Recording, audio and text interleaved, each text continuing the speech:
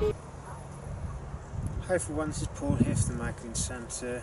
Today I'm doing the monthly report for the month of December, outlining the key aspects taking place in the skies during the month of December, along the key themes this may bring to our attention, and what we can potentially learn from the month of December. Now, the overall energy in the skies in December is quite slow, in the sense that we've got 2 new retrogrades taking place in this month. And this is like a precursor to January, when everything is all speed ahead, as all of the major planets are direct, with only Ceres, the goddess asteroid, retrograde. Now, in terms of the key dates for December, on the 3rd of December we have the full moon in Gemini. So this is a time of obviously looking at how well do we strike the balance between Gemini and Sagittarius, which is the axis of the mind. So it's the rational mind and the intuitive mind, the mind that compartmentalizes and distinguishes between things and separates them, and the mind that tries to integrate them into a collective whole. On the same day, Mercury will be turning retrograde in Sagittarius itself, so this will remain in Sagittarius for the entirety of its retrograde, which finishes on the 23rd of December. The next date along is the 16th of December. This is when Ceres, the goddess asteroid of nurturing, turns retrograde in Leo, and she won't turn direct again until around about the 18th of March next year. The day after, Pallas Athena will be turning direct, having been retrograde for the past 3 months, and she's turned direct in Aries. The day after that, we have the new moon in Sagittarius, so this is an opportunity to set new intentions in areas governed by Sagittarius. On the 20th of December, Saturn moves into Capricorn for the first time in about 27 years. Considering his orbit is 29.5 years and spends 2.5 years per sign, this is the first time that Saturn's been in Capricorn for quite some time. And then lastly, we have the winter solstice, so the sun moving into Capricorn a day later on the 21st. So this will obviously mark a significant change in theme from where we are at the start of the month. So there's a lot going on in a short period of time, but I'll attempt to explain it all.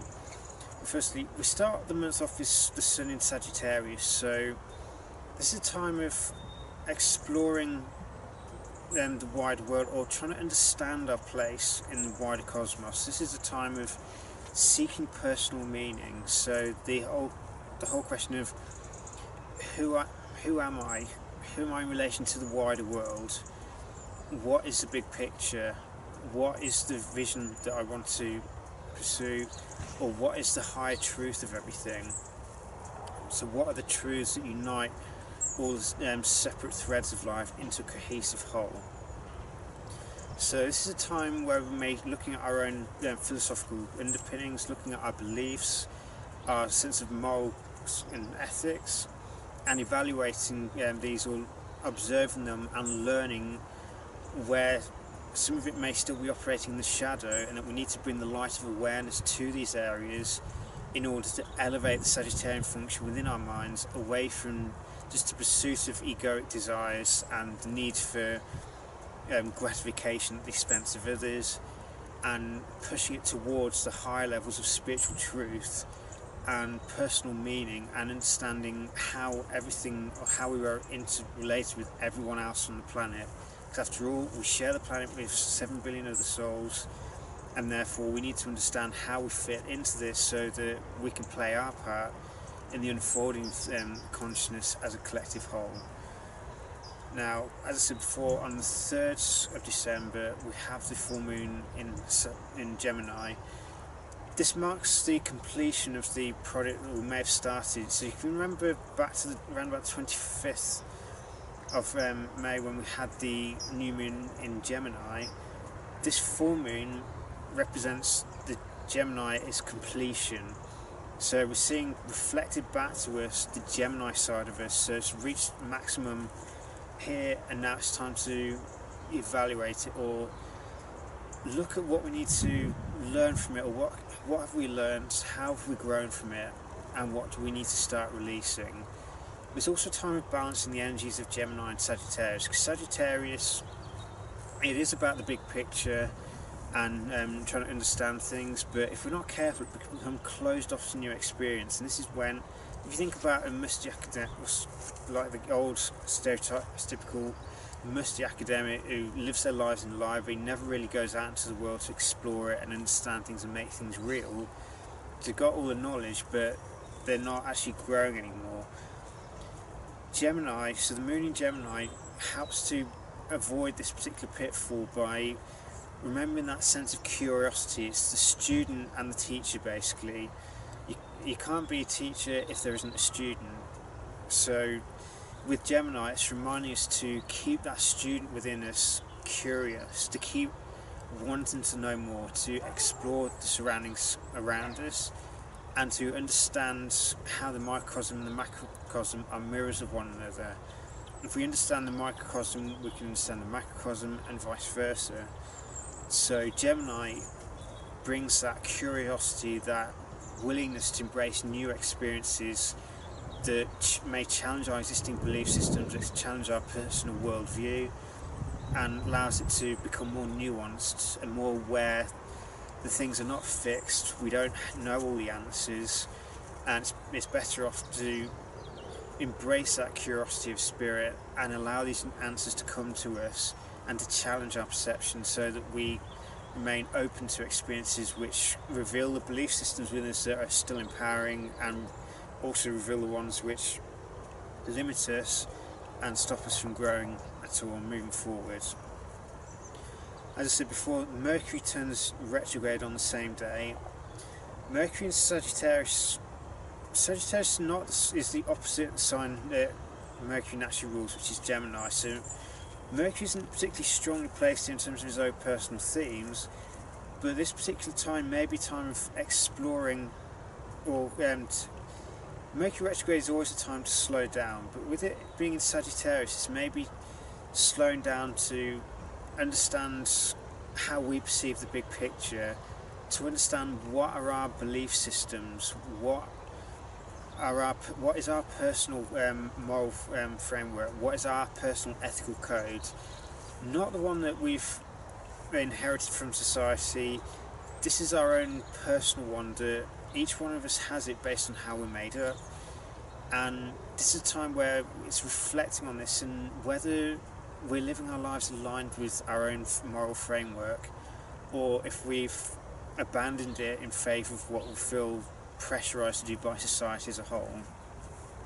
So it's a time of getting in touch with our own belief systems and questioning them, questioning our beliefs, especially the beliefs in relation to who we are and what we're capable of doing. Because if we have beliefs that we can't do something, then we won't do it.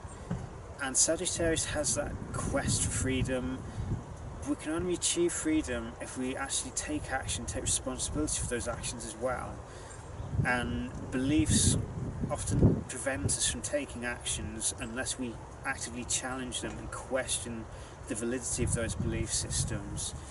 So during Mercury retrograde, we need to be questioning our own beliefs about who we are and what we're capable of doing, and take the steps necessary to break the limiting beliefs and also break the blinkers that stop us seeing the big picture, and allow the big picture to make itself known to us, so that we can see whether the current course of actions we've been taking are actually wise and aligned with the universal picture, or if they're off base and taking us down a track that isn't going to lead us anywhere, or isn't going to expand our horizon, it's going to narrow them.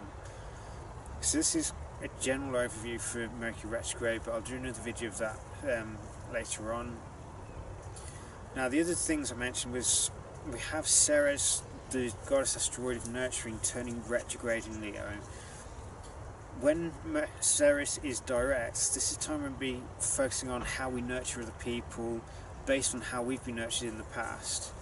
But when Ceres is retrograde, this is a time when we need to go inwards and address how well we nurture ourselves, and how good are we at receiving nurturing. It's all very well and good giving nurturing out to people, but we can't truly do that unless we've received nurturing to begin with.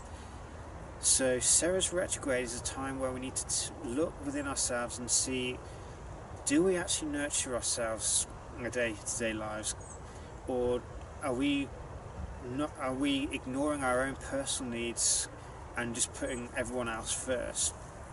And that's not to say that we become egotistic and we stop helping other people.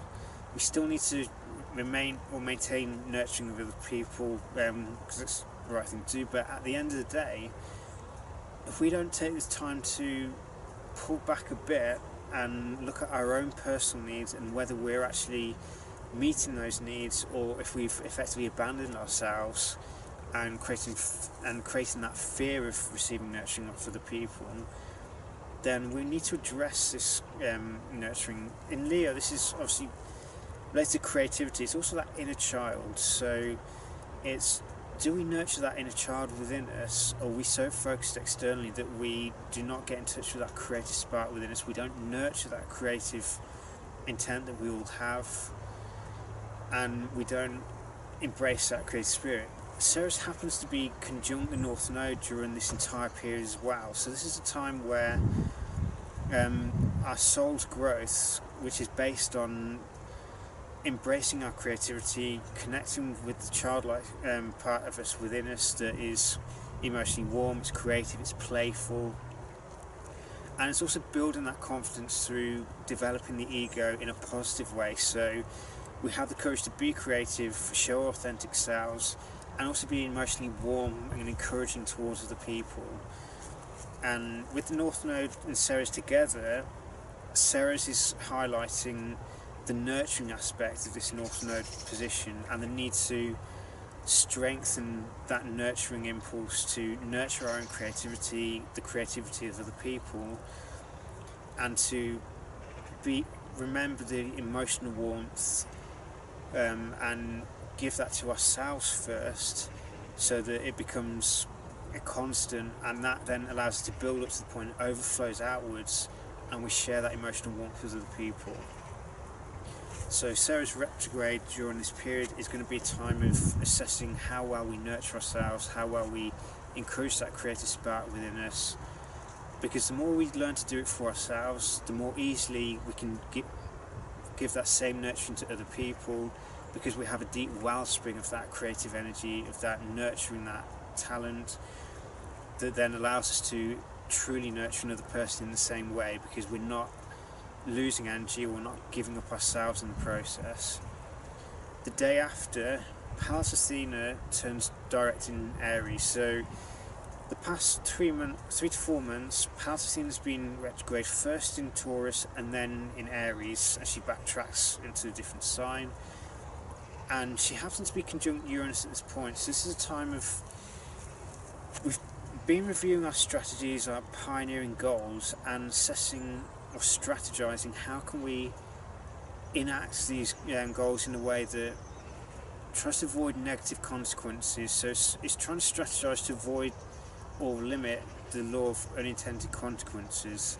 So if we do this work within us, or if we've done the work of reassessing how we assert ourselves or what actions we take align with our creative goals, then we can achieve a better, or we can implement a better strategy now that is not only based on embracing that pioneering spirit within us and enacting goals based on our inspired thoughts, but with Uranus present as well and retrograde as it is, this is also a time for greater self-revelation, as Uranus retrograde is digging deep into the core of who we are and challenging our perception of who we are, so awakening the I am, but trying to elevate it so it's aligned with the higher mind, not the lower mind, i.e. the ego.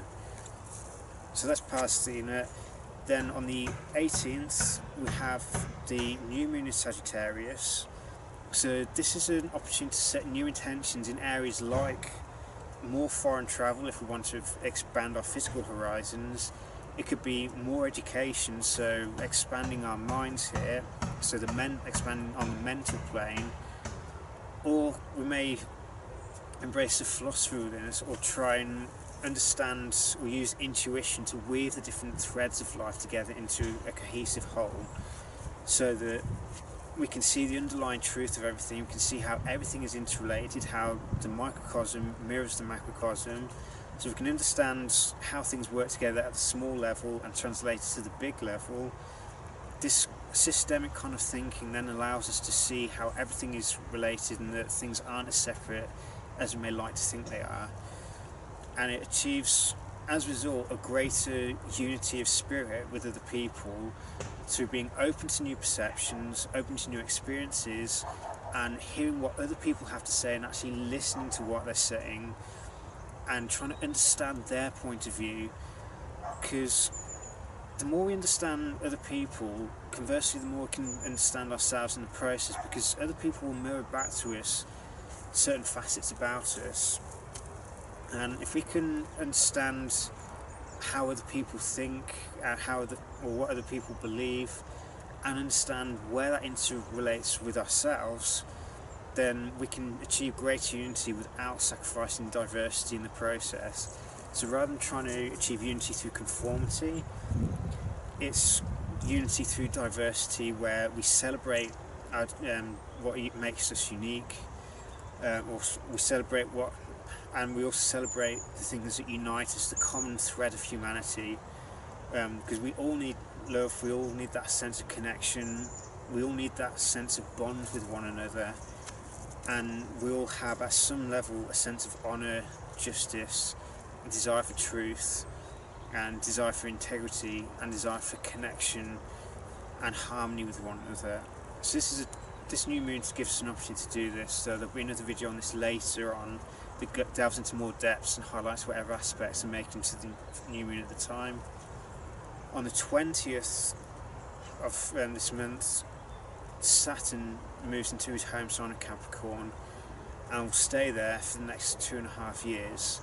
Saturn hasn't been in Sagittarius since around about 1989 due to 1991. So this is a time Saturn hasn't been here for a while, but with Capricorn being Saturn's home sign, the energies of Saturn will be feeling very strong going forwards.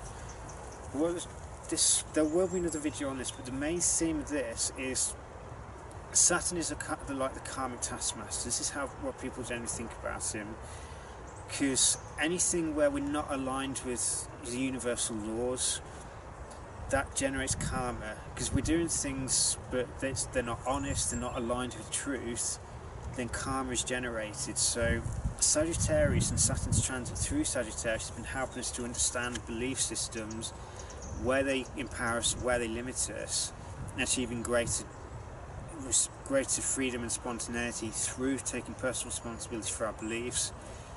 In Capricorn, this is about grounding these beliefs, so aligning the whole of our lives with these laws.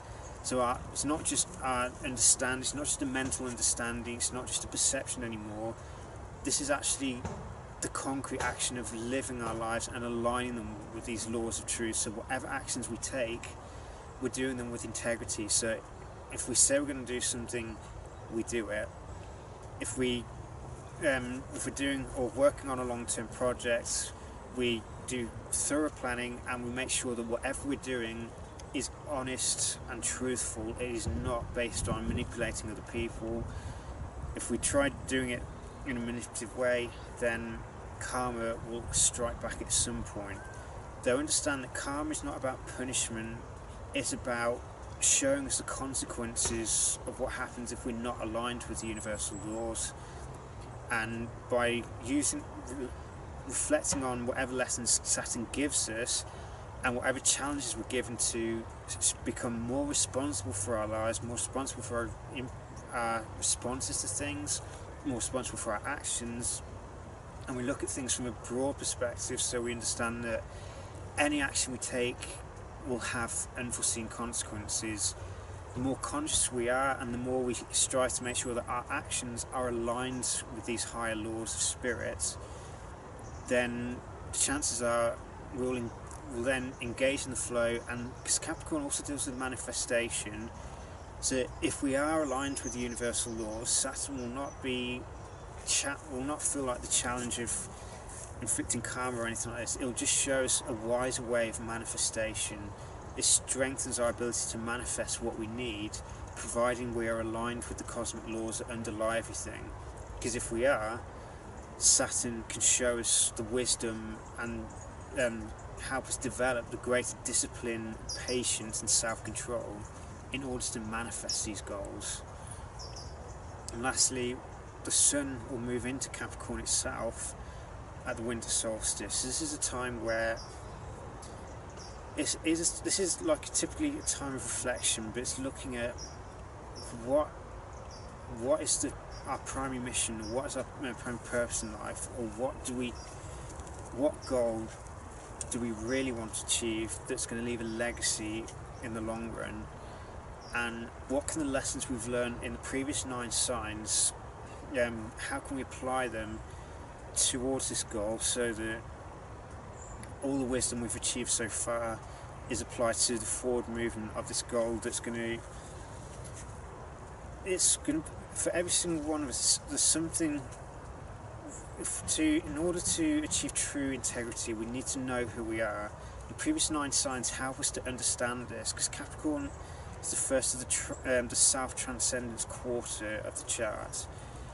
So the previous 9 signs, if we've been working with them consciously, then ideally we'd achieve a significant growth to the point that when we reach Capricorn, the person that we show to other people is a reflection of who we truly are. There's no mask on, we're not pretending to be something else, we're not pretending that we are our careers, we are being honest and being true to who we are. So this is a time when it's looking at our integrity and making sure that what we do with our lives is a reflection of who we are. We're not trying to pretend to be something else. So the more honest we are with ourselves, and we work on our personal integrity and being true to who we are, the more we can grow and the more we will achieve in Capricorn, because there'll be less learning of the laws to begin with. If we've already done the work of learning everything up to this point, then Capricorn is where we manifest the long-term vision. We ground it into reality, we take the ideal and make it a reality. It's no longer just a pipe dream.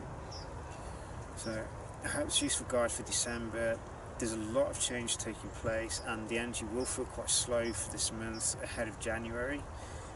But this is a time where if we know who we are, we know what we want to do, and we make sure that everything we do is done in a spirit of love, in a spirit of understanding how everything is interrelated, so we use wisdom as well in our actions, then December is a time for expanding our minds and becoming a better version of who we are, so that come Capricorn and Saturn's passage into Capricorn, we're already working with integrity, so we're not having to learn integrity all over.